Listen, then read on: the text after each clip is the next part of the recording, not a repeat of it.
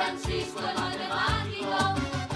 Bueno, yo creo que la experiencia de Francisco el Matemático para mí en particular es muy especial y muy determinante en mi vida, porque si bien de pronto los otros ya venían siendo actores, habiendo estado en otros proyectos, para mí fue el primero y fue lo más novedoso en mi vida, porque yo estaba saliendo del bachillerato, yo no sabía actuar, yo aprendí a actuar en el INEM de Kennedy. No solamente fue determinante, sino que me señaló el camino. Yo quería ser de repente productor de televisión, yo quería ser director de televisión y mucho antes había pensado en ser arquitecto, o sea, estaba bastante desubicado y yo no sabía que yo lo que quería realmente era estar delante de las cámaras, por lo menos al inicio. Entonces eso fue el gran regalo del matemático para mí y pues una escuela, porque de los 17 a las 24, una universidad. Jonathan David empieza siendo como un antagonista porque él entra siendo un alumno que es mayor que los protagonistas, un año mayor. Cuando la historia decide ampliarse, el man pierde el año y se queda siendo el compañero de todos. Pero siempre como oponiéndose desde el comienzo hasta que logra ser como el gran amigo.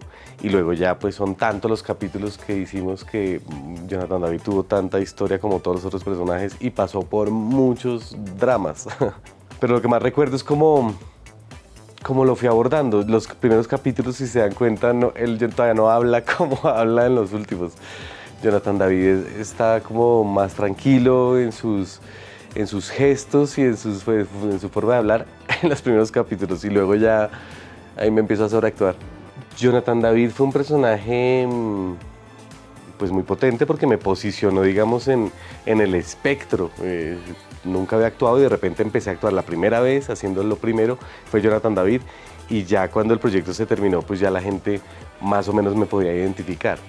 Ahora, fue un poquito contradictorio porque fueron tantos años de hacer a Jonathan David que hubo mucho miedo después de no poder hacer nada más. Y por eso hubo una necesidad de irme del país, me fui a estudiar a España un año y después de eso fue que llegué y retomé una carrera que pues con el tiempo y poco a poco se ha ido desarrollando mucho mejor de lo que yo me la haya podido soñar.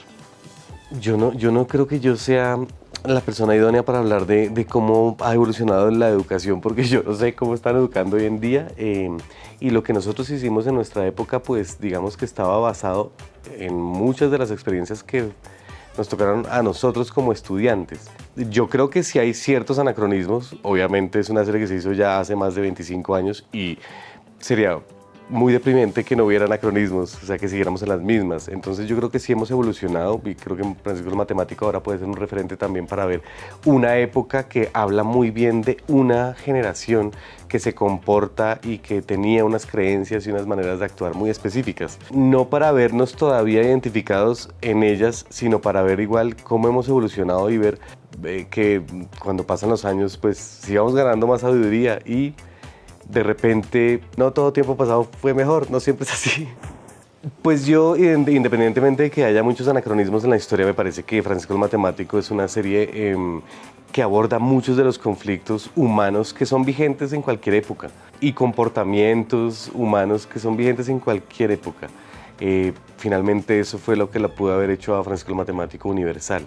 Por eso es que mucha gente todavía lo recuerda. Algo les enseñó en algún momento, alguna escena les marcó, alguna secuencia les inspiró.